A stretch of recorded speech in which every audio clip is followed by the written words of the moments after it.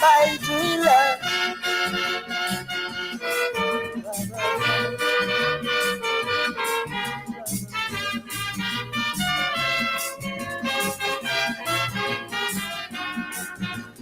Like my friends and them don't like me. They want police, whole jockey. For the things they want me sing about. This government go jail my snout. They want me to sing and say, move the lovers from the highway. And have the whole stench installed right inside the heart of Whitehall. But not me, afraid car, afraid car. Afraid he jail me like he jail Rex Lassalle. They want me sing about when fathers died. Kamal Muhammad break down and cry, but afraid, not me. They say a young minister was found in a hotel with a call girl in tongue. But I ain't singing about that. Afraid decision.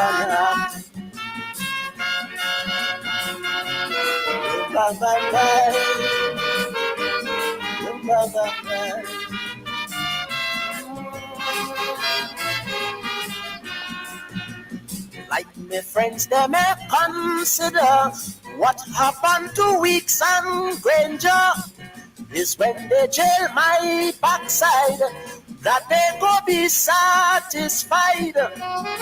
But I smarter than all of them. The government I vote to offend. I rarely can make a jail. The cocoa and split peas will kill my tail. You see why? Afraid car, afraid car. I'm talking about the new Baron of Maraval. They say PNM was nearly wrecked by the secretary and his rubber check. But afraid, I don't know. They say by Salvatore building, I'll tell George Meeks how he mother made him. But I know nothing about that. Afraid decision.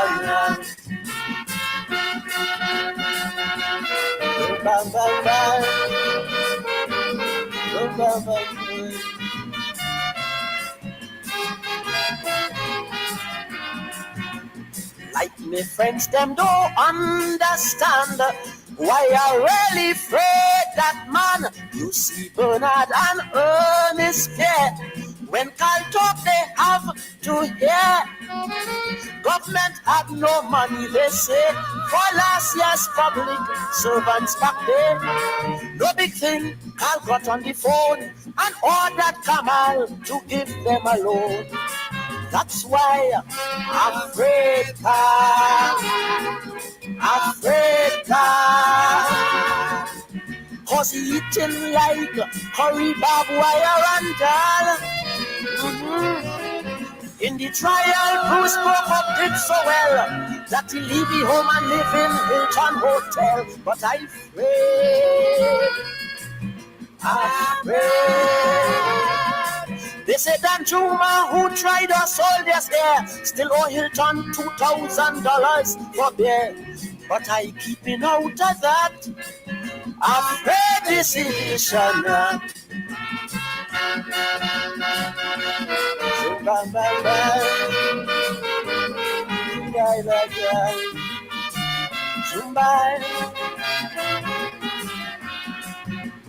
Like my friends, them want to retreat, but pushing me in the heat. They say them big boys was small, now they're walking 10 feet tall.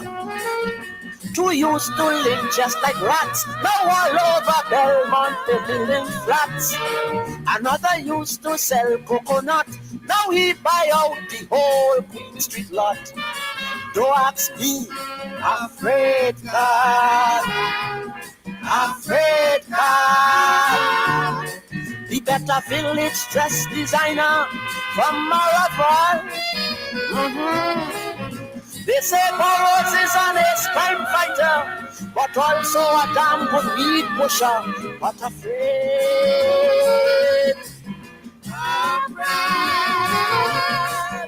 They say government passed the divorce bill so that Eric could get his own appeal. But I keeping out of that. Afraid decision.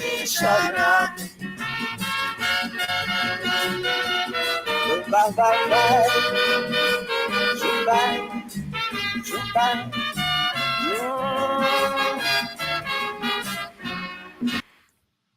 Oh, yes, the one and only, the one and only Dr. Hollis Liverpool, the chalk dust. Afraid Carl.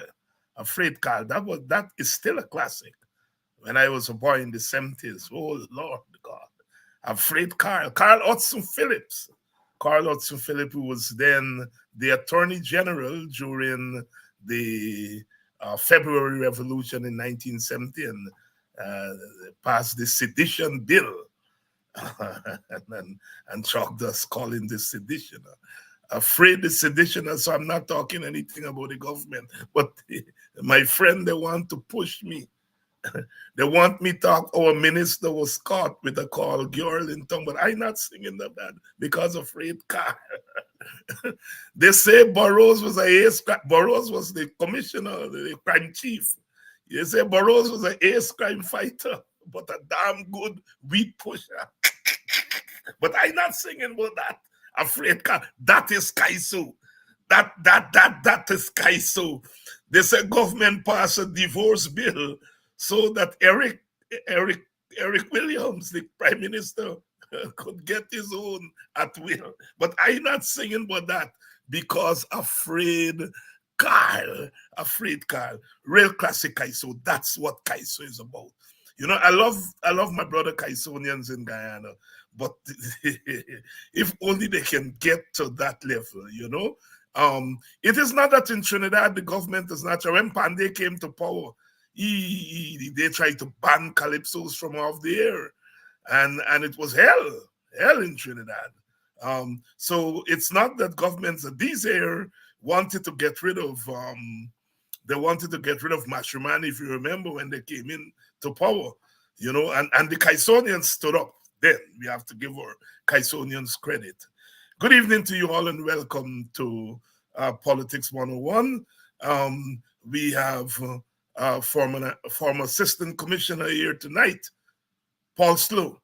And of course, you know, once Paul Slowe is here, he's going to hot it up because one of the things they can't take is when people who know the system talking about the system. You see, if you don't know the system and you're yapping, they can always bore only, you don't know what you're talking about. The thing about somebody like Paul Slowe, he was in the system and he knows the system well. And so whenever the system is malfunctioning, he can point to exactly where the hole is. And one of the things I always like about Paul and why I like to interview him is that he just not coming out there to bash the police. Because he always say, I am a policeman. I'm a policeman. All right? I'm a police. That he's pro-police. Insofar as he is critiquing the police, is to point to the way in which the police has been politicized and try to get it better. So this is not somebody who's out to bash the police.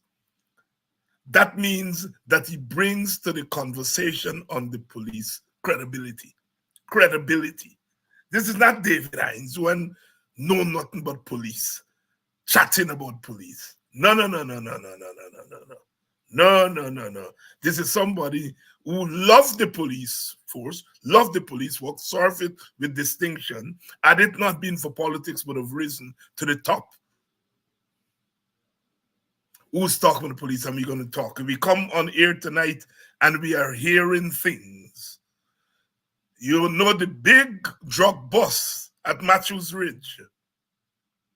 The big drug bust at Matthews Ridge. We are now hearing that a policeman was involved, is involved. And the commissioner of police apparently was questioned today, and he said he just saw it on social media. And he is going to, if what he saw on social media is true, there's going to be an investigation. You remember when they asked you about the Brutus story? Oh, no check was ever deposited. And then next thing you know, the check was indeed deposited. So when we hear our assistant commissioner talking, we can't take nothing that he say. Or people say, you must take it with a pinch of salt. You can't even take it with a pinch of salt. Because his word has no credibility. Not because I say so or Paul Slowe says so. It's that he has proven over time that he has no credibility. I don't very easily, dash people away. I have known the assistant commissioner of police. Whenever we have met, he has been cordial to me. I've been cordial to him. So it's not somebody that I dislike. But you can't over and over, when these things happen, say you don't know, when in fact you must know, which means you're fooling people. And when you fool people who cannot be fooled, you really end up fooling yourself. We learned this week in the news that the Ministry of Home Affairs knew about Mr. Brutus's wife, who was selling services. Apparently, she has a company that was doing business with the police force. Apparently, the department that her husband was in charge of, she was doing business, talking about incest, talking about conflict of interest.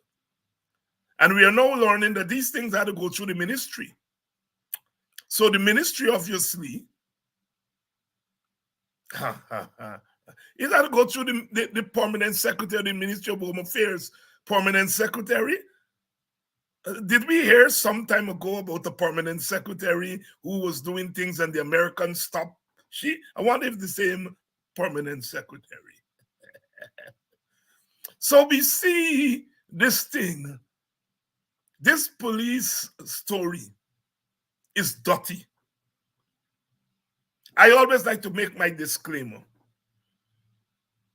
Police don't bother me in Guyana. So I am not anti-police in that sense. A lot of those young boys and girls in the police force, I think, are good little boys and good little girls. And of course, they go in the police force and, they get hauled into the corruption thing and so on. I pity them. But I am not anti-police. I think the vast majority of policemen and women, if the environment were different, they would operate differently. I may have told the story here, one night it was after 12 and I was going home and I stopped at one of those Spanish places to get a hamburger. And it was after 12 minutes to 1. And a police vehicle pulled up and a couple of policemen come out, they come to buy a hamburger too. And then, they said, Dr. Hines, you're on the road late. You're not supposed to be out that late. I said, well, it's Saturday night. I'm taking a little late night. And they tell me, wait. And they bought their hamburger. And they drove behind me until I got home. And they said, well, you're safely home now. We are all right.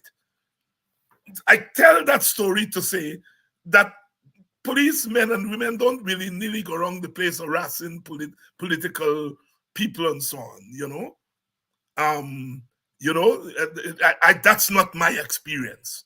That is not my experience. So I am not anti-police. But I have a problem with the hierarchy of the police force. Because I think that's where the bad names start, at the hierarchy of the police force and the way in which it has allowed itself to become politicized. And so therefore, when you are in that state, it means that you can't carry out the kind of management that the police force needs. Good evening to you. Please share the link. Please share the live. Mr. Paul Slowe is here tonight, and we're going to talk. We want to talk, if you would have noticed in the news in the past week, all of a sudden the government came out with something. They're investigating Paul Slowe again. That some sexual harassment that he's interfering with the person, or so I couldn't make sense of it. I couldn't make sense of what it is the police was saying. What is it Paul Slowe was doing? That they now got to investigate Paul Slowe. Paul Slowe is not hiding anywhere.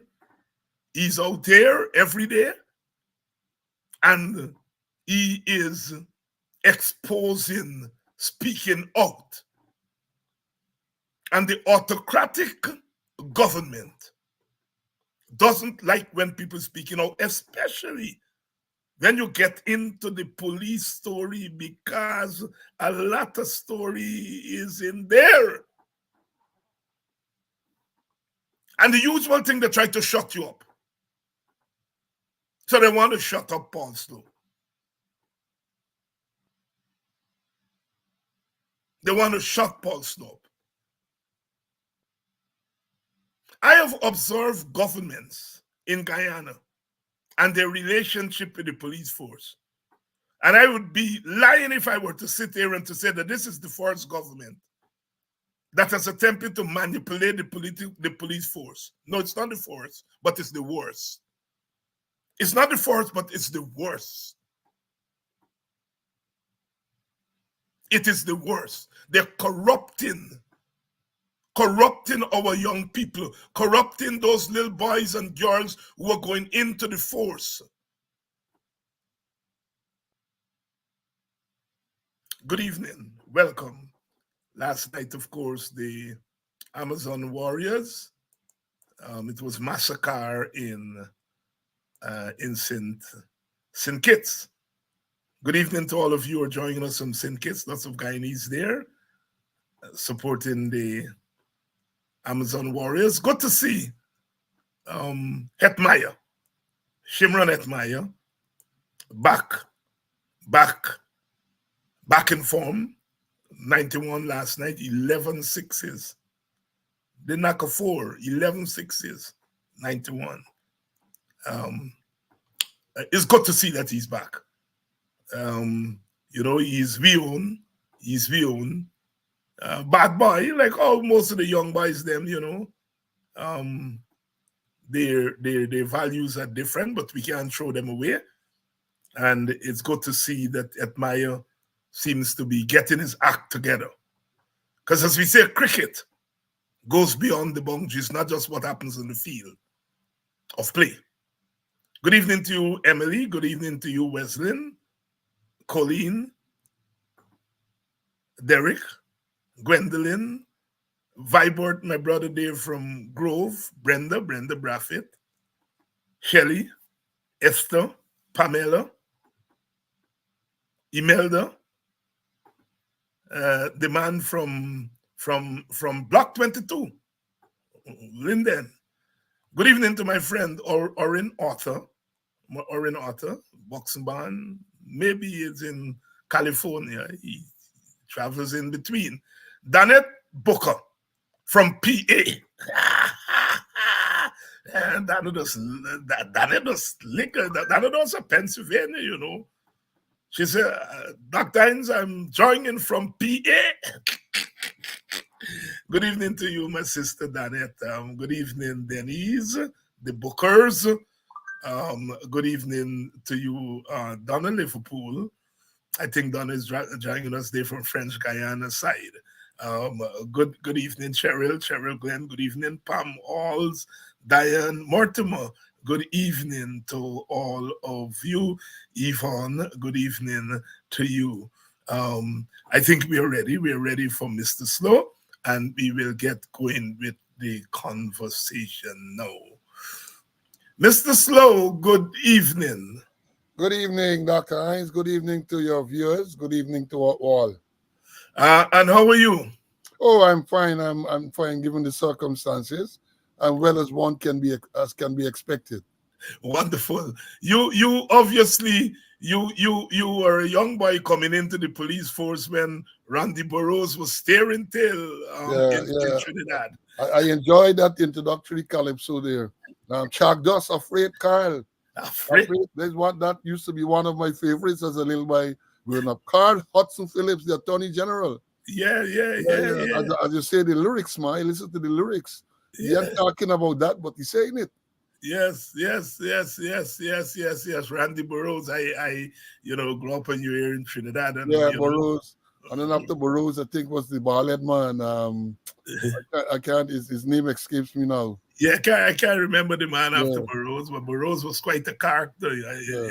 it seemed, and so on. So, Mr. Slowe, look, I opened the papers a couple of days ago, and I see this story about investigation. The police is investigating you for something. I, I, I, I, I really didn't spend much time on it, and if it weren't so serious, I would just laugh it off.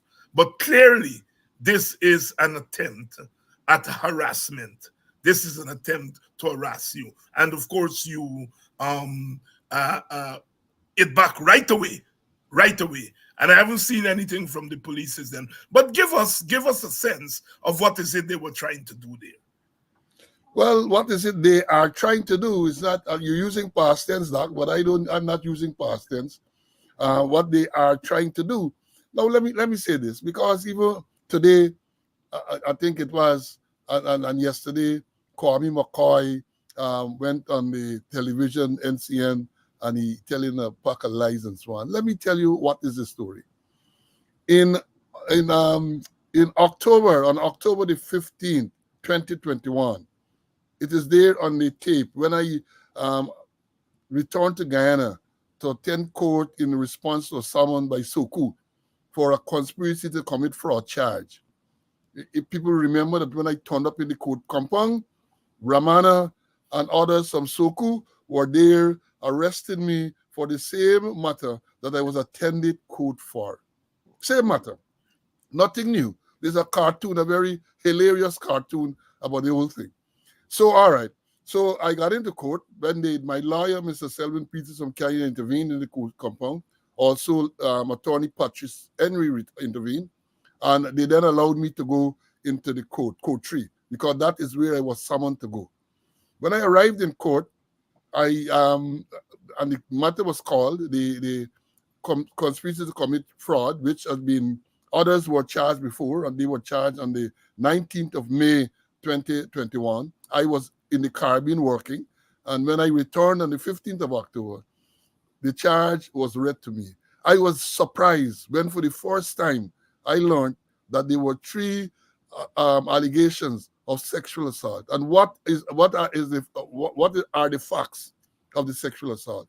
A female police officer reported on I think around the 14th or 15th of April 2021, that during 3 separate meetings on the 26th and 29th of March and on the 2nd of April 2019, during the course of a meeting at which several other persons were present, I placed my hand on her leg. That is the nature of the allegation, right? The first time I learned of that is when I appeared in court on the 15th of October 2021. I pleaded not guilty. Well, I didn't plead because the charges were indictable and I was not required to plead.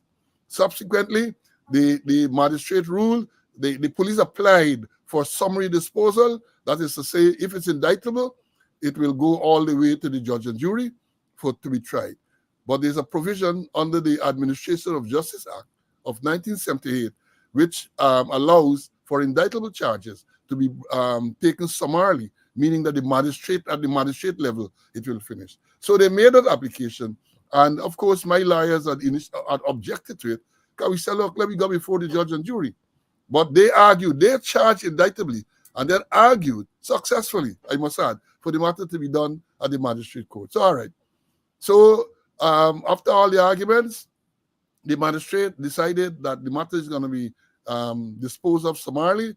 I was then required to plead. I pleaded not guilty to the charges. I can't remember the exact date. This matter last came up. Well, what I've been doing on this program, you see the background is speaking out, exposing corruption and incompetence. I have been keeping the public informed. When I have to go to court, I will announce that this matter is coming up. I ain't hiding anything. The matter is coming up. I'm required to be in court. After the court, I've been updated on what transpired and within the bounds of the law, because I know of the subjudicial rule. You can't discuss the evidence and all that. I have not done so. So on the 20th of August, this matter came up before the magistrate for report. The magistrate then sent the matter to Court 3 for fixture and report on the 23rd of September. So it's not a trial yet. Let me walk you back. Charge on the 19th of May 2021 for offenses that are alleged to have occurred in 2019, and the magistrate now fixed it for the 23rd of September 2024 for report and for fixture. So you didn't get the trial stage yet. Now the following day, that is the 21st of August, as I usually do, informed my viewers that I had court yesterday. This is what had transpired. The matter is now fixed for the 23rd of September 2023 for report and fixture. I went on and I said that the magistrate wanted to fix an earlier date, but the police prosecutor, Mandel Moore, indicated to the magistrate that he was proceeding on leave and requested a later date, which was granted. I said that. I never went into the details. I have never gone into the details except to say what is the offense or the offenses I am alleged to have committed. Not any details of this matter. All I said, this is the allegation, and there's absolutely nothing wrong with that. Now they are saying that because I have been, or on that occasion, I don't know, they haven't said anything to me, they haven't communicated anything to me, they haven't put any allegation to me, but based on what I've read, they're saying that the fact that I have been updating the public on that, I am attempting or I'm intimidating the complainant, which they claim is an offense under the Sexual Offences Act. And that is what they claim that they are investigating. I have it here. I have the report, what they say here. They say, and here the nastiness of these people. I will continue to point out. This is the Guyana Police Force statement. The Guyana Police Force is currently investigating another serious allegation under the Sexual Offences Act of the Guyana by a female against Paul Slowe. That is what the nastiness is. And then they went on to the bottom to say, well, they outlined the laws, Section 3.2 of the Police Act 1601, which says that the police shall enforce all laws and regulations with which it is directly charged. And here what they said, in collaboration with its overseas counterpart, they have commenced an investigation, after which legal advice will be sought as it relates to the charges to be instituted. The probe is ongoing. That is what they said last week when they released it. Well, last week, Friday, I had a special on Speaking Out, and I delved into the matter. I talked about the motivation, the fact that I'm being harassed, the reason why the government is trying to silence me, and I went into that. The next day, well, I also, there was some release in the media outlining the fact that I said, and I maintain, no one has ever said anything to me about this. No allegation was put to me. There was nothing of the sort. Nobody has asked me to give an explanation, which the Constitution requires. The Constitution says that if you're to be charged, you must be told in simple language and in detail what is the allegation. They have not done so. So what they did, after I said so now, they came out the following day, sometime over the weekend, to say that, well, no confrontation is necessary. And then they're quoting something to say, everybody said the Ghana Police Force in a statement on Saturday, that is last Saturday, said that Paul Slowe, in an online news article concerning the latest criminal conduct committed by him, and is quoted as saying he was never questioned, detained, or asked to report to any police station for questioning or to have a confrontation with the person who made the allegation. I never said anything about confrontation. They can't tell me about the law. I know the law. The Sexual Offences Act doesn't require any confrontation. But I maintain that I was never questioned. I was never questioned. I was never detained. I was never asked to report to any police station. That is a fact. That is true. So they came with this, and then they said that the reason, I hear what they said, the reason why, and let me read that. According to the statement, the Ghana Police Force said that what Paul Slowe did not mention is the said article, in the said article, was that from the date he committed the latest offense to present, he was not in Guyana. Therefore, he could not have been questioned or detained by members of the Ghana Police Force. That is what they came out to say. But then, I let them write more because I am trained in statement analysis. All right, I am not there. I'm not in Guyana. So therefore, you couldn't question me. You couldn't detain me. But you said, they said in the initial report that this investigation is being conducted in collaboration with overseas counterpart. You see how they dance? You see how they dance and how they just skin up themselves? You are conducting an investigation in collaboration. Not me, says so, it's them, says so, with overseas counterpart. So if I'm not there for you to put this allegation to me, I'm not there to be questioned, what happened to your overseas counterpart?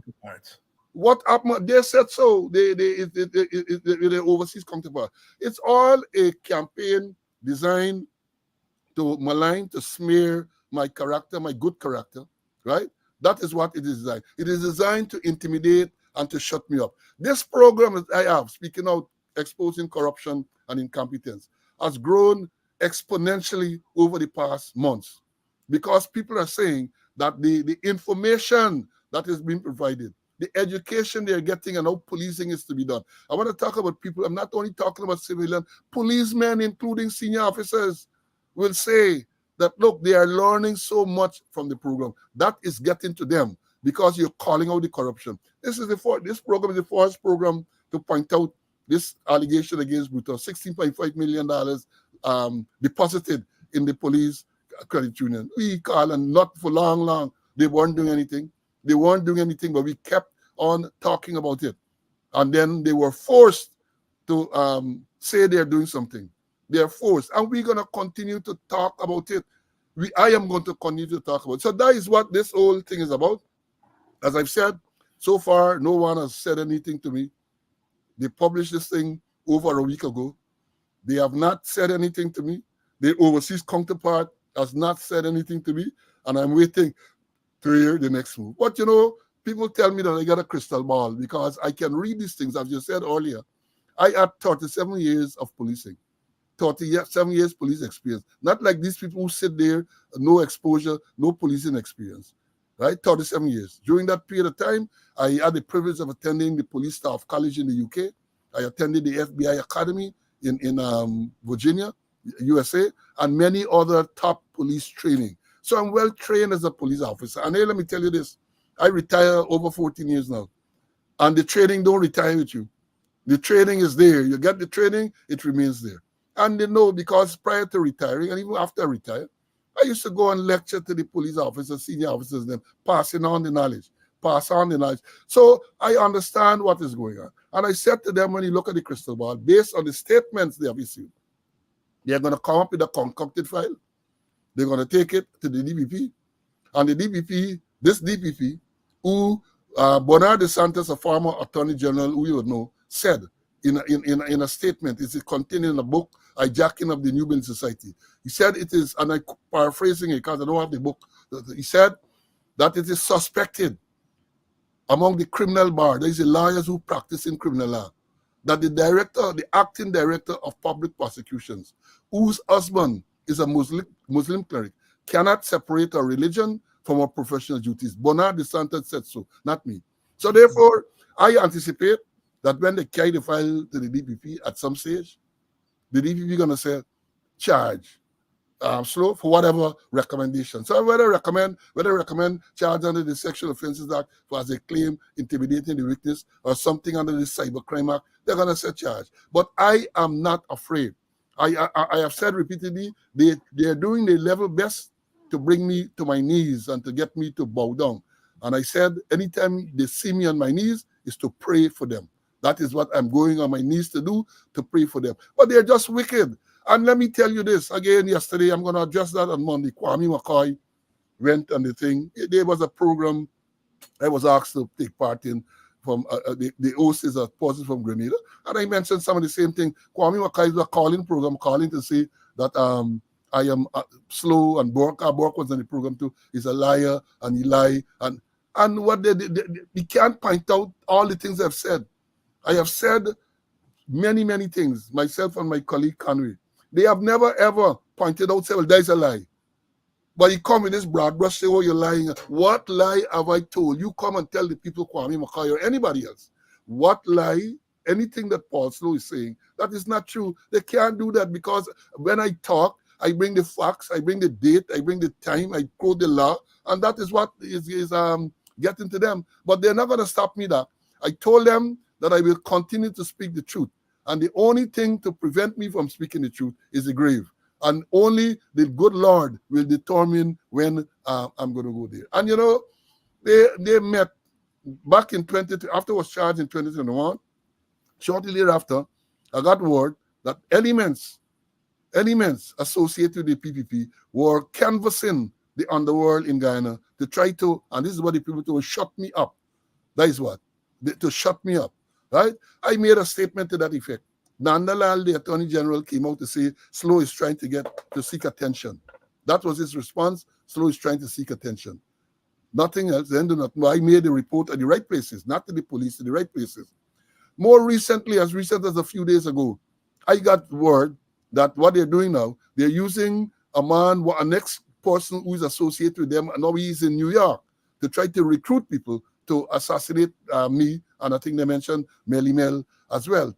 That is there. I have made a report to the relevant authorities again, right? Because that is what they're doing. They don't want to hear the truth.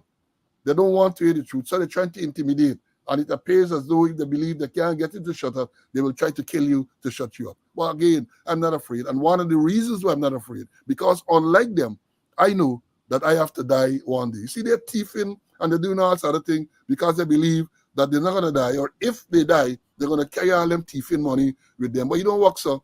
It don't work that way. So I have no fear of that. I know that I have done absolutely nothing wrong.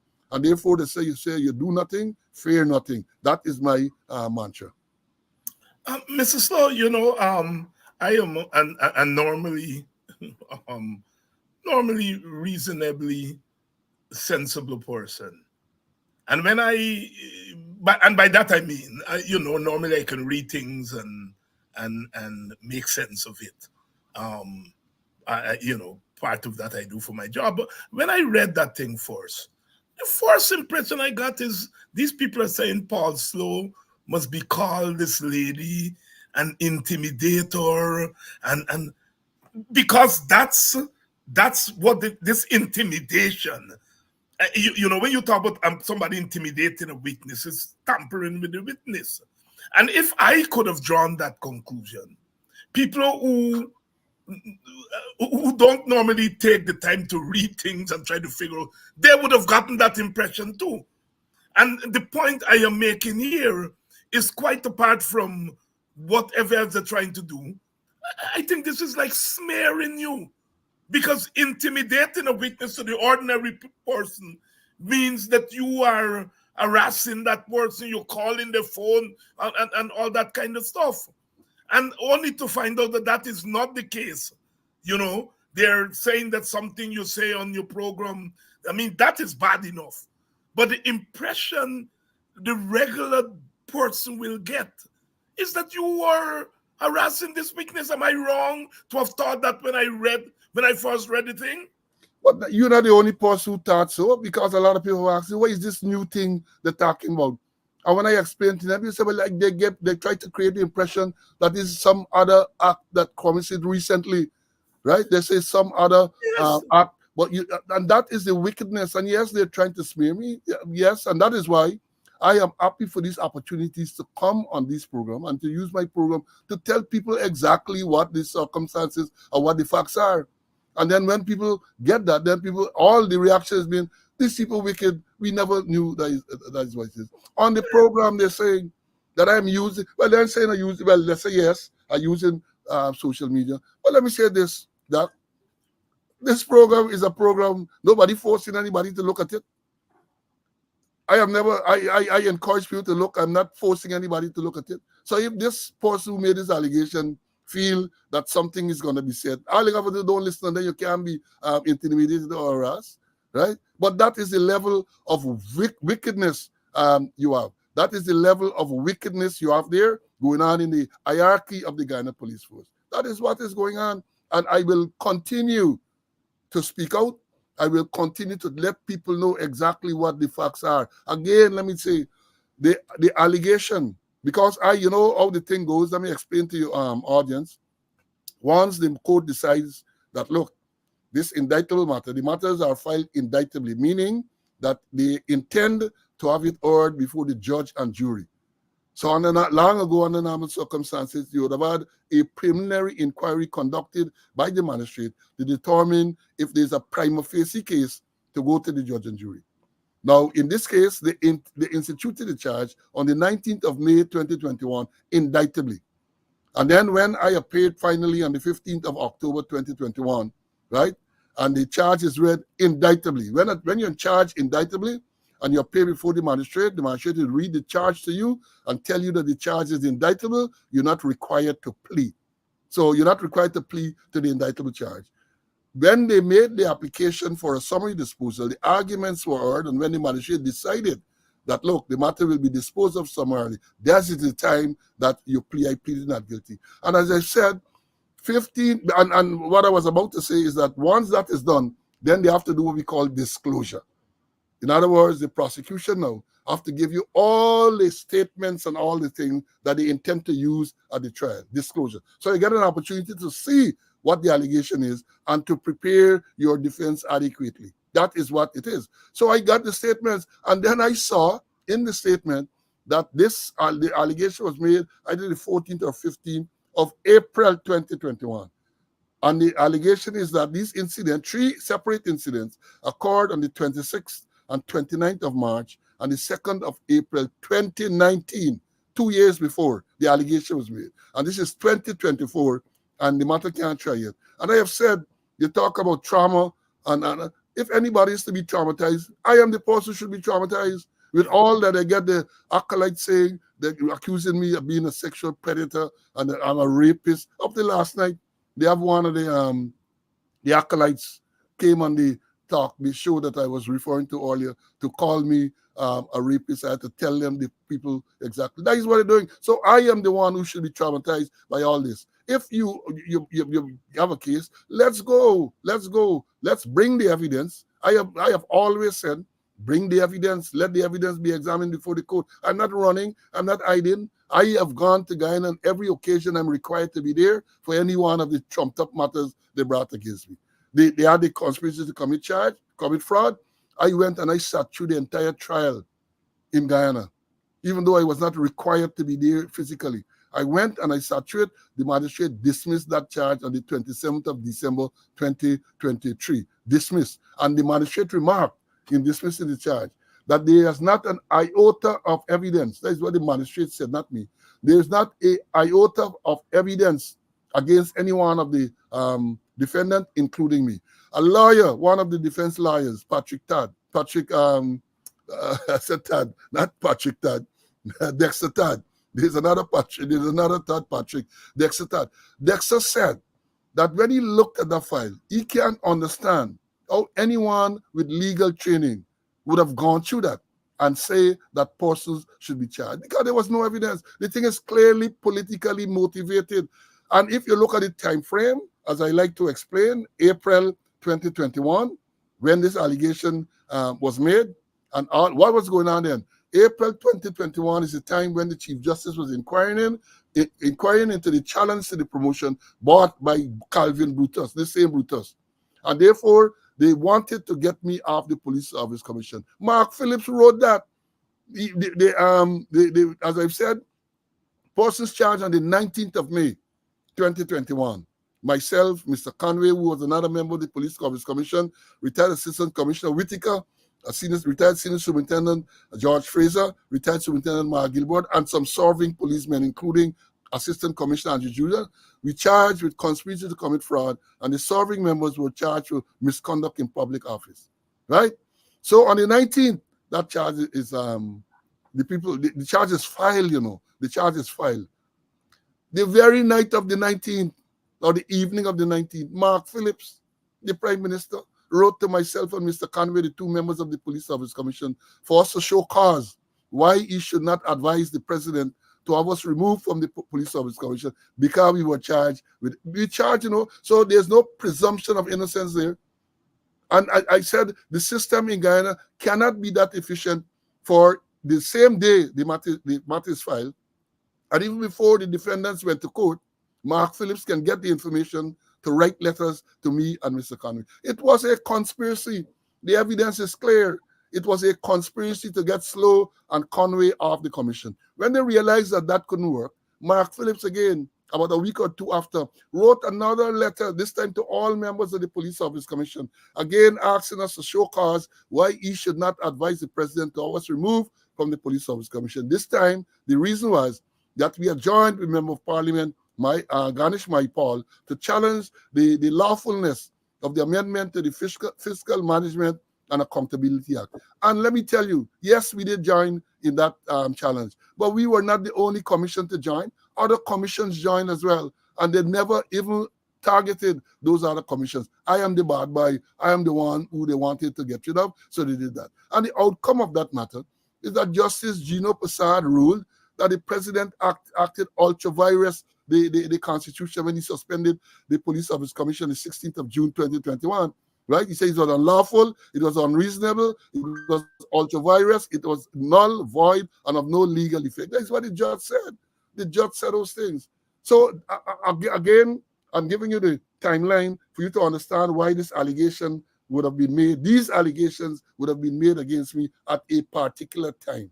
At a particular time, April, and so on. Then in June, and let me say further, got to educate these people.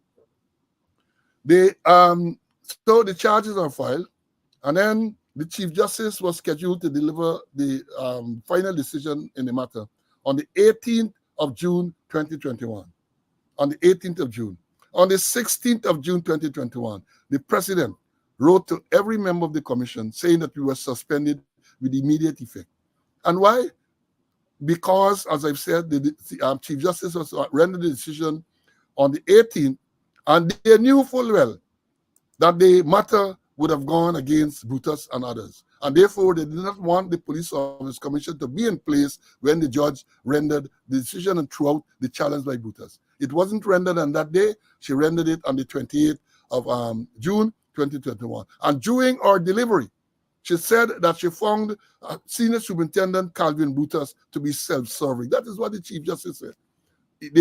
She found that he was self-serving. And what did they do? They left him in the position, the same admin position where he said, let's have committed all these misconduct. And they promoted him.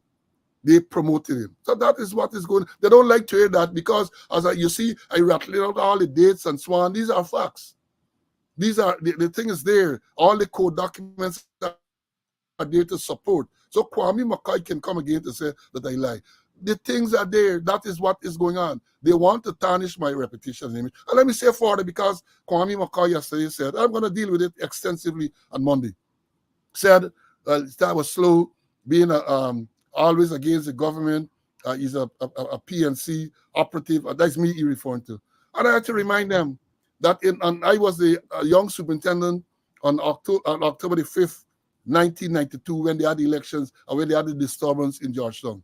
I was in charge of the TSU. And the older folks will remember, I am the one who went out there with the riot unit and restore order to Georgetown within a short space of time, perhaps within a record space of time. Following that, I was hailed by them as the most professional police officer in the Guyana Police Force. Ask Roy and all of these people, guilty share, they've been around long enough. Donna Ramatar, they will remember. I was recognized, I was hailed as the most professional police officer by the same PPP people. Of course, they had the opposition, the PNC people and them didn't like me because they felt that I prevented the supporters from creating havoc in the town. And as a result of that, as a result of my action then, and again in 1997, when again I had to take action to put down this unrest and restore order in town. I was the same PPP government gave me a national award, discipline service medal. So when Kwame McCoy and all of them come and talk a set of crap, you got to bring the facts to people. You have to bring the facts to people. So they didn't know then that Slowe was a PNC, and they didn't know then. And this whole thing turned around in 2003 when I was commanding Borbies, and the Minister of Home Affairs, Gadraj, ordered me to return a firearm to a man that a matter was being investigated. He inappropriately intervened, and I told him, no, the matter has not reached the stage for the firearm to return. And then he said he was ordering me. He said, you can't order me. You cannot order me. And Jack Dio, the president, got involved in that matter, summoned me to his office, right? And basically demanded that I should apologize to Gadraj. And I refused to do so. I told him plainly. I said, look, if Gadraj was to put in writing what wrong I have done, I might apologize if I see it in writing. But they know they're going to put it in writing, so it doesn't reward them. And then what they did, they then, I have all the letters, I'm going to write it one of these days. They then illegally removed me, or attempted to remove me from the force, to send me to the Financial Investigative Unit, which had not been established at that time. I think the Parliament had passed the necessary legislation, but they had never taken the steps to establish that. They moved me. I went to court, got an injunction against them, and they never put in a defense to that injunction. MacDonald was the commissioner at the time. He was the man who was complicit in all this, weak man, and the thing. And I remained in Borbies. As a matter of fact, when MacDonald demitted office, I had to go to court to Felix took over from him to discontinue the proceedings so that I could be moved. Felix then wanted to move me to Georgetown. So it's the whole history of the thing. And as a result of that, spitefulness, vindictiveness of Jack Dio, calling the name, I remained an assistant commissioner in the police force for 11 years. Wow. For 11 years until I retired in 2010. And when I retired in 2010, this thing is a long thing. When I retired in 2010, you know what is the gift I got from the police force? The Attorney General, Charles Ramsden Sr., they sue me. They sue me when I retired. What did he sue me for? During my retirement speech, I said that there was one of the disappointments I had in the force was that a young, bright officer who won a scholarship to go and study police-related subject in the UK was dismissed because he was studying. They dismissed him. I said that was, even though he had leave, even though he had all the coverage, they dismissed him. I said that disappointed me. That is one. Charles Ramsden said because at that time, the officer challenged the dismissal in the court. He said that the matter was before the court and I should not have commented on it. They sued me. Charles Ramsden Sr. took me to court. I was represented by the late Rex McKay. And what happened? The matter stayed and it fizzled out because all the legal people said, no, there was absolutely nothing wrong with what I said. I did not comment on the merits of the case. All I said, I was disappointed. I didn't even call name. I was disappointed that this young officer who had won a scholarship, unprecedented in the police force, to go and study in the UK, what he did, he came back, he worked for about a year, and then they dismissed him retroactively. I said that, and they sued me for that. So it's not a no battle with them. It's something that has been going on. And I said recently, I can't believe that they're so stupid not to recognize that they cannot intimidate or silence Slowe or prevent Slowe from speaking the truth. They have tried it. It has failed. Jack Dio tried it. Failed. Ramsden tried it. Failed. Gadraj failed. And all of them will fail because I am no coward. My father does not raise a coward, right? And as I've said, I speak the truth. And they can go and they can research it if they are so inclined, or anyone who hears me say anything can go and check out the facts. Those are the facts. So when people like this send out people like Kwame McCoy, a convicted criminal, and all of these people, I am not worried about them. I'm not worried. I mean, people have been calling me, express concern for my safety and all of that. I said, look, I am not afraid. I'm not afraid to die. That doesn't mean I'm going to stand in the middle of the highway when a truck is coming. I'm going to take whatever precaution are necessary. Again, I want to thank all those people who have been reaching out to me and praying. They say they're praying for my well-being and so on. I thank them and I ask them to continue to do so. Remember, God is in charge. God is in charge all the time. Mr. Paul Slowe here tonight, laying it out for us. The harassment that he has been subjected to by this government going way back when he was in the police force. 11 years stuck as an assistant commissioner. That must be a record in the police world. It goes to show what goes on in our country. When Professor um, Bertrand, um, um, Professor Bertrand Ramcharan said the other day that there are shades of autocracy in Guyana, and he was being quite kind by saying shades of autocracy. Many of us know, most of us know that we are a full-fledged autocracy. When you listen to Paul Slowe recount what he went through, that's the work of autocrats.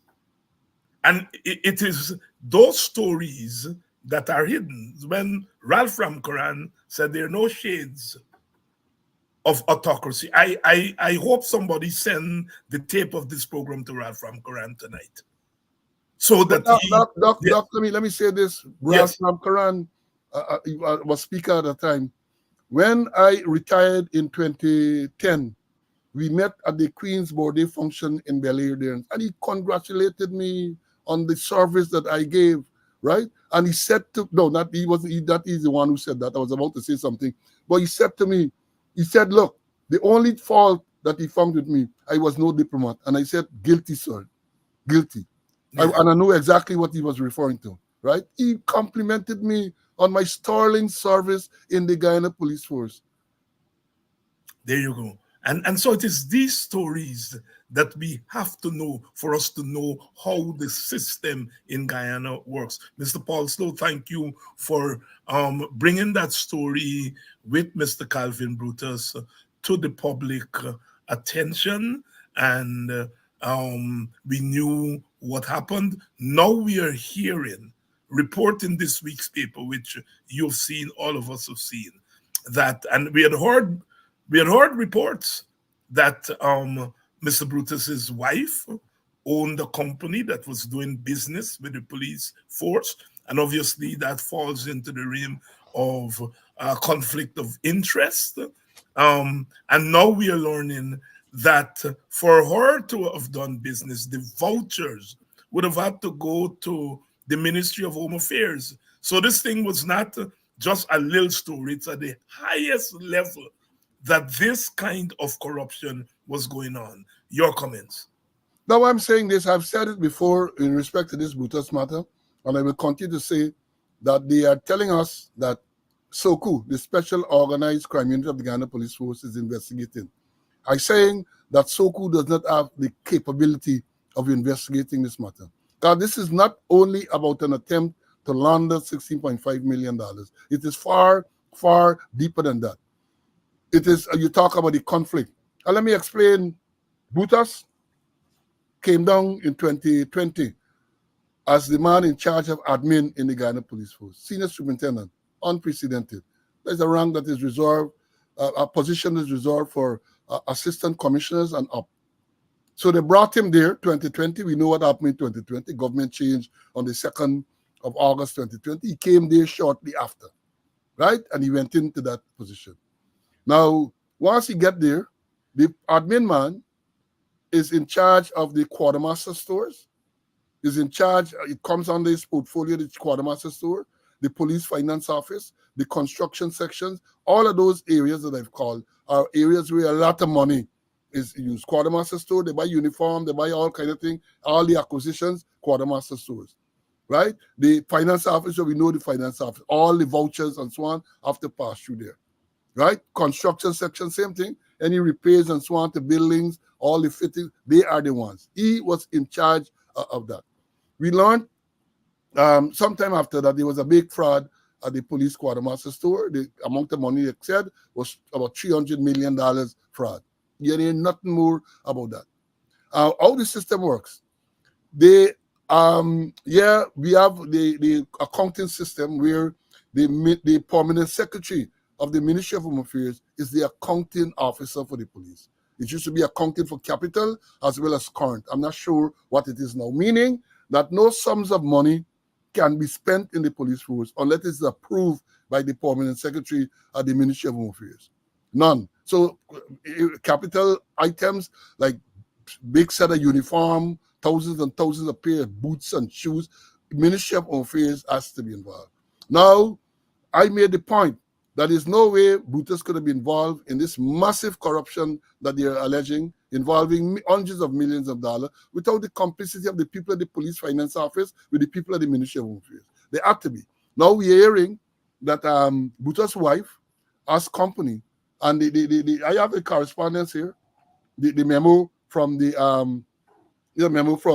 National Procurement and Tender Administration Board, writing to the Mr. Andre Ali, Permanent Secretary, Ministry of Home Affairs, to say that I'm going to read it quickly, a short letter. The National Procurement and Tender Board acknowledged receipt of your letter dated 5th of December 2023, referencing the above-mentioned subject. The content of your letter was received, and the National Procurement Tender Administration Board has granted its no objection to your request for the inclusion of the following contractors to the category of provision of construction and other services. And among those, 8 companies are listed, and one is listed as South Quarter Contracting and General Supplies. It is said, it is alleged that is owned by the wife of Calvin Brutus, the man in charge of admin. So what you have a situation where the man in charge of admin, wife is supplying, so he has to approve of those things. He has to approve of the vouchers or whatever to payment to his wife. He too established a company. And I have the documents here, and I totally like quality all of them. When I talk as a former senior police officer, I come in with facts. I have the receipts. He established a company by the name of Catus on the 28th day of June 2023, right? 1 million ordinary shares and all of that. So the thing is a whole corrupt arrangement, incestuous arrangement, where the man in charge of admin establishes a company to supply items to the police. His wife establishes 2 companies because they talk about that one, and she also established another company, what's the name? She's the sole proprietor of some company, and her name is here. I'm not going to call her name, but her name is on the document that I see here. AAA Depot. So 2 companies, as far as I'm aware, the wife of the man in charge of admin established, and all of these companies were established within recent time. His company, the wife company, is the June of 2023, and then this next one sometime after, I'm not sure of the date. So it's a corrupt process. And don't listen to me, listen to Robson Ben. Robson Ben mentioned it recently, a couple months ago, the police, about the problem with procurement. He mentioned it. Jack Dio talked about the same thing at one of his rantings on a Thursday, right? So it's not Slowe making up these things. It is there. And how can you have a situation where the man in charge of admin is actually approving payments to his wife? Not only the payment, even before he get to the payment, he is actually requisitioning. That's the allegation, that he requisitions for stuff on behalf of the police. So he would say they want 1,000 roll of toilet paper. And this is not just, and his company then supplies the toilet paper. The allegation is that in many cases, the items that are requisitioned and the quantities that are requisitioned is not the quantities that are supplied, but they are paid for the full amount. So you might requisition 500 of one item, you supply 200 or some lesser number, and then you get paid for the full 500. That is why the allegation, and that is why I say that the SOCU is incapable of investigating this. Because if the PS, Ministry of Home Affairs, is the accounting officer, how can the PS not know, or at least not suspect, that all this massive corruption going on? Well, if you don't even want to call it corruption, conflict of interest, a real conflict of interest. And out of that, you ought to recognize that something is wrong and put your foot down on it. Ropesmen wake up suddenly and decide, oh, the procurement process. They put in 10 vouchers, they turn back. I understand that once the thing, we started to talk about this thing with Brutus and so on, thousands of, well, that thousand, I'm not sure, hundreds of vouchers were returned, bogus vouchers. They then suddenly decide they're going to make a little check and return all of these vouchers because who they perhaps they recognize that these things were improper. And it's not me saying that. The records are there. If they want to do a proper investigation, which I don't think they want to do, and the reason why they don't want to do, because it is alleged again that Brutus say he ain't going on alone. He alone is not involved. There you go. And the evidence is there. Look, you referenced it earlier about the acting commissioner. We call him on our program the extended squatter because his time has come, long past, for him to retire, and the president decided to extend him. So he was squatting and he's extended. So he's not longer a squatter, he's an extended squatter. Now he's there. You mentioned it earlier. When he was asked at Marriott about the same Brutus matter, whether in fact Brutus did deposit $16.5 million into the police credit union, he said no money was deposited, no investigation is going on. That is what he said. And even if he might have been correct that no investigation is going on because of the time when he spoke, and I know that is not so, but I'm giving him the benefit. Even if no investigation was going on, he must have known, or he ought to have known that money in fact was deposited. Because the allegation is that shortly thereafter, within a day or so after the ranks did the correct thing and returned the money to Brutus in 2 black plastic bags, right? What they call in Jamaica scandal bags, the monies were returned to him. He called the ranks who stopped this illegal process, berated them and transferred them from the credit union, which in itself is an illegal act because the credit union is a financial institution. And even though it's a police credit union, they have a board of management. And the commissioner or no one else should be moving those people there willy-nilly. But you see, that is the thing. He said, and I'm saying that statement by him shows that he was complicit and that he was involved in a cover-up, if not worse. And that alone should have caused him, when Brutus said that he was going to leave, the two of them should have held each other's hands and walked through the gate at the same time. But he's still there. He's still there. And what is happening, my information is, it's about 60 days now since Brutus, they said that Brutus proceeded on leave to facilitate this investigation. Up to now, and that is what is being said. They have not released another statement. And my understanding is that Brutus has not been questioned. The allegation has not been put to him about 2 months down the road. So what type of investigation is that? I know in investigations of this nature, one of the first things you do, and I made the point earlier, is that from the time you get investigations involving financial impropriety, one of the first things the investigators should do, proper investigation, is seize all the books and all the documents and all that. All the records should be seized because I don't want people to destroy them. You don't want people. Weeks after Brutus matter, we're hearing the saying that they're only the seizing people food. The only investigation we know that they did, they're trying to investigate to find out who are the persons who leaked the information from the police credit union. That is what they're doing. They are victimizing those persons, trying to intimidate them, threaten them with criminal charges and all kind of things because they are involved in a cover-up. They don't want the truth to be known because I suspect, as Brutus said, he ain't going down alone. He carrying a lot of them with him because all of them involved in corruption.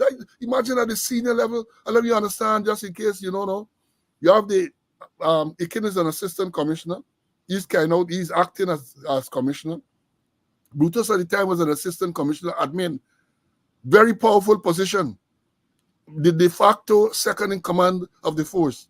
And he is involved in all of these irregularities. And look, this is not a man's force rodeo, as they would say. Evidence surfaced some time ago that vouchers, advance forms, the man approving advances in the sum of $200,000 or more on each occasion. For his secretary, a female, to travel to the interior to conduct investigations. And one of these things is so ridiculous, his driver is going to Port Kaituma on Christmas Eve day to conduct an investigation. First, he's not an investigator. And I know police didn't leave in Georgetown on Christmas Eve day to go to Port Kaituma because you can't go there by road. You cannot go there by road. But it's all part of the corruption process because the allegation is he approves the advance 200,000 cash Guyana currency, and then the people get a little tap up and he off the rest. That is what the allegation is. All of those things should be investigated. Look, long ago we were saying that the police central welfare fund, the police fine fund, police has a lot of funds, about over a dozen different bank accounts and so on, that they should do an audit into those things because the allegation is that they have decimated those accounts. That is what the allegation. So again, I say, Soku gonna come and tell you about they're investigating this. I think a financial impropriety. That is what they put it. They are not capable of doing a proper investigation in this matter. They are not capable. And at the end of the day, nothing credible can come out of Soku. Nothing credible can come from Soku. And I get a strong suspicion this is going to be another Dharamla-like case where the file going to go to the DPP at some stage and they're going to say they ain't got no evidence to charge nobody. And that's going to be it. That is what is going to be. That is what I suspect, right? Because as we say, they are fearful that if they were to bring charge against Brutus, is the old baby party that broke up. Broke up. Oh my goodness. Mr. Slowe, 4.4 tons of cocaine. Not ganja. 4.4 tons of cocaine found at Matthews Ridge. Help me. Help me. Guyana don't produce cocaine. How does cocaine reach to Matthews Ridge? And then you're hearing today some senior police officer who was supposed to be involved in the thing. The commissioner again said today that he saw it on social media. And if what social media is saying is true, then it will be investigated. Demerara Wave said that they spoke to the so-called a police officer, and he said he doesn't know anything that he would be recalled, and he doesn't know anything that he is being investigated in relation to this thing. Tell us what are you hearing? What's that? Let me go for you. Share disclaimer. You asked for the cocaine. It's not me own.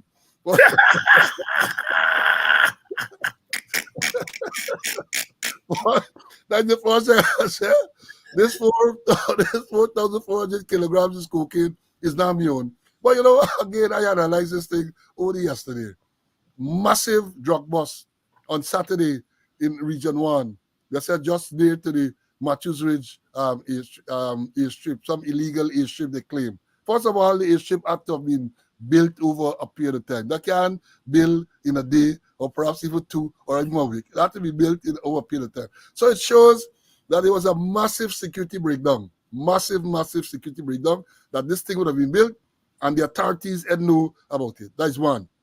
2, what struck me when I read the report is that the people who were involved in this operation, this massive operation, were members of the Customs Anti-Narcotics Unit. They say the Drug Enforcement Agency of the U.S. and the Special Forces of the Guyana Defense Force. No police. Your primary law enforcement agency was excluded from that operation. That tells a story. It tells me that the people who managed to gather the intelligence for that operation did not trust the police to tell them about it. That is what it tells me. So they were not involved at all. And then when I spoke about that yesterday, I saw, or Monday might have been, no, not Monday, we had no program Monday. Yesterday, I see Kanu come out with a statement and said that the commissioner and the crime chief were briefed. When? They were briefed, yes, but when? When? Because the report said to, in I think Stabrook News on Sunday it might have been, said in the last paragraph that after the operation, the commander of Region 1, Senior Superintendent Shah, was called and briefed after the operation. And I mean, we big, but we aren't stupid. If you have such a massive operation, because what they're saying now, and it's Kanu saying that, is that apparently they got intelligence and they were there days before combing the area. And having not found anything above ground, the intelligence was so concrete that they knew it was there. So they decided to probe on the ground, and bingo, they got the cocaine. But what? And then let me tell you further. Let me tell you further. The Minister of Home Affairs, who was there making a statement, I never see a man so nervous yet. The man nervous, the man stammered, just like when Jack Dio was talking about Sue, someone just like that. He said that they took in the journalists from Georgetown. In other words, they flew journalists, I think might have been from Ogle, to this area to witness this the last part of this operation. In other words, they wanted to give credibility that the drug destroy and so on. Again, not the police. You're flying from town to go to Matthews Ridge or this area, this operation area. They then carry the man in charge of operations, police. They then carry the man, the commissioner himself. They didn't even bring the divisional command, CID. They didn't carry no police.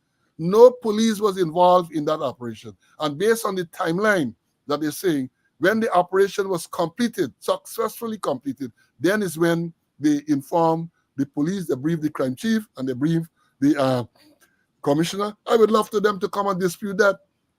Let them come and say, let us send Kwame McCoy to say that is not so, that the police were aware of this operation. They were kept in the blind. I read something from one of the Jamaican papers not so long ago. A friend from Jamaica sent it to me. Same thing they're saying, that the police in the region were kept in the dark about this operation. And then you hear, as you said, I think it was yesterday, Kaicho News is saying that a senior police officer is fingered in this operation. A senior police officer is fingered in this operation. And true to form, the extended squad to tell people, well, he ain't see no nothing but the thing, he ain't see nothing. But I can tell you now, which has been reported this afternoon, that the same commando who was there has now been removed from the area to area in Georgetown. Yes. And they have some changes that have taken place. That is what is being reported. My information is that is removed. A senior superintendent is removed from Region 1, commanding Region 1, and they park you up at the police transport section for look after them old vehicles that they have there. He's taken over, a senior superintendent is taken over from a cadet officer. And when you talk about the chaos or the crisis in the senior management of the force, they either come and they tell you you're attacking them or you're demoralizing the force. You're bringing facts because the ranks below know what's going on. So within the past 2 months or so, you had Brutus move from admin to special branch. You had the special branch Watts move from special branch to operations. You had Budram, who was at operations, move to admin. Then they end on there. You had the man on the East Coast who is involved in a big letter writing with the crime chief. He went and leave. When he came back, they park he up at a place in we just call it the park up. There's a garage. They park you up where when you don't want you to go any place. They park in there. And now you have this today. You have movements again today. How can you say that this force is not dysfunctional? How can you say that? Well, it's corruption. It's corruption. Don't forget, not so long ago, in the paper shards murder, that a police sergeant alleged that the man in charge of the major crime unit took $30 million to cover up paper shard murder. And what did they do? They said they brought in RSS, we just call it RASS, to oversee something. And some man came from the regional security system, right, to oversee this investigation into this paper shards murder. And the allegation made by the police sergeant, he never spoke to the police sergeant, but he concluded that the police were capable of solving this matter. And they tried to say that this man, the sergeant, lied, and he's trying to get back at people. And the man, the sergeant, who, according to the law, should be deemed as a whistleblower and offered the necessary protection. What they do? They charge him for several cybercrime charges and trying to get rid of him out of the police force. So they don't want to air the truth. And I said the only way you can get to the truth in all of this is to make sure that you have a credible investigation by a credible organization. I recommended the FBI, I recommended the Scotland Yard or the mounted police. Because, again, so who can't do this investigation? This is too big an investigation, too big. Who can forget this Sugate's allegation against the vice president? And what has happened to that? Nothing. And again, I made the point that if the vice president is innocent, as he claims to be, he should be answered. He has the power to make sure that a credible investigation is done. He has the power to say, all right, they're always telling you in recent times since the sanction of the Mohammeds and the PS that they have a good relationship with the United States. Yeah, if you have a good relationship with the United States, ask them to send the FBI to conduct the investigation into this damning allegation against the vice president. Ask them to come and do that. They're not going to do that. And if you're not going to do that, I will tend to then believe it's because you know the thing gets some truth in it. So you don't want to be exposed. So you're going to talk about Soku, and then Soku going to send them to the DPP, and the DPP then use a political act and say no evidence and all of that. That is what is going on. And they don't want, they hate me because, no, not them. I am, everywhere I go, policemen reach me and they thank me for talking out because they are afraid. You talk out, they're going to transfer you, they're going to dismiss you, and all that is what they are afraid to speak. But I will speak out because, as I've said, I am not afraid. I am not afraid, Mr. Paul Slowe. Here you can catch Mr. Slowe on Speaking Out, 11 o'clock, Monday, Wednesday, Friday. Monday and Wednesdays. Fridays does be special sometimes, but it's Mondays and Wednesdays. Last Friday, I had a program to address this false allegation, this malicious allegation. But the program is normally on Mondays and Wednesdays at 11 o'clock. Myself and my colleague, Mr. Clinton Conway. There you have it, Mondays and Wednesdays at 11 o'clock. Make sure you tune in. And when I look at the numbers that program generates, I know that a lot of us look at that program. It's it is unique. Like I said in my introduction, you're getting it from someone who knows the police system, who served for 37 years, who served at the highest level, and who is a supporter of the police force. So this is not somebody who wants to bash policemen and women. This is somebody who comes to this conversation with credibility. And so when Paul Slowe speaks on this matter, we must listen. We must listen. Mr. Slowe, is there anything you want to say before we close off this evening? Again, I want to thank you, Dr. Hines, because I'm using every single opportunity presented to me to make sure that the facts are out there. They're going to send the trolls. They're going to send the people like Kwame Mackay. Imagine Kwame Mackay said on the program, I have no credibility. Kwame Mackay, of all people, says Slowe ain't got no credibility. I'm more credible than he, Jagdio, Nandlal, Irfan Ali, all them put together, including Rosenberg. And that I am not me saying so. I want to blow my own trumpet. That's what people are saying. I am more credible by them than them. You can't believe anything that they say. The extended squatter, we saw the evidence there where he's lying. I know I made the point because after he made that statement to Dennis Shabal being the professional years, wrote a follow-up article to say the Commissioner of Police was wrong when he said that there was no money lodged or no investigation. And I came out the next day and said he wasn't wrong. He lied. He lied. I'm not gonna use any euphemism or anything like that. I said I lie, right? And that's what getting to them. That is what is getting to them. Again, I'm happy for the opportunity to be here. And folks, I know people have said they have expressed concern for my safety and all of that. And I say I'm not afraid to tell the truth. I will continue to tell the truth. I thank all of you who have reached out to me and those people who are the prayer warriors who are praying for my safety. I thank you, but be assured that I'm going to continue to speak the truth. I'm going to come here. I'm going to let you know I'm speaking out and every opportunity I get to tell the truth. And here, finally, you know what's bothering the PVP? And this is not politics. What is bothering the PVP is this platform or these platforms on social media. You see, Doc, you know, long ago they come up with a statement and they said something, a pack of lies, and you hadn't the wherewithal, you hadn't the resources to respond to them, right? You couldn't respond because they're controlling the media. But now we can come on program like these and Speaking Out and other programs and give people the facts and rebut them immediately. You don't have to wait. You don't have to wait. From the time they come with a statement, you can come and you can let people. And we have sensible, educated people Once they hear the two sides of the story, they know who to believe and who not to believe. So again, thank you, Doc, for this opportunity. And thank you, Mr. Slowe, for coming through. We shall keep in touch. And thank you, the audience. Thank you, the audience tonight. I mean, you've got it here. And sometimes, it's good to hear the story over and over. I mean, as I said, they say that